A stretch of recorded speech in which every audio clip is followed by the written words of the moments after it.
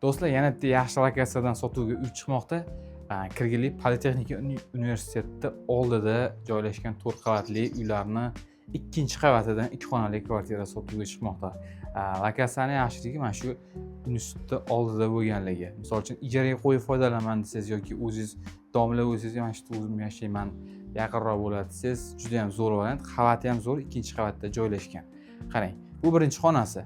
Yo'lda yuzida joylashgan domda, jidkovoy holatda, juda unaqa urinib ketmagan, yaxshi holatda uyda konditsioner o'rnatilgan qoldiriladi va oshxona jihozlari qoldiriladi.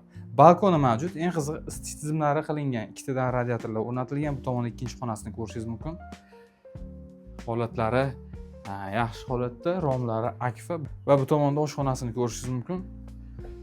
Uyda oshxona jihozlari qoldiriladi, bu texnikalari chiqib ketadi.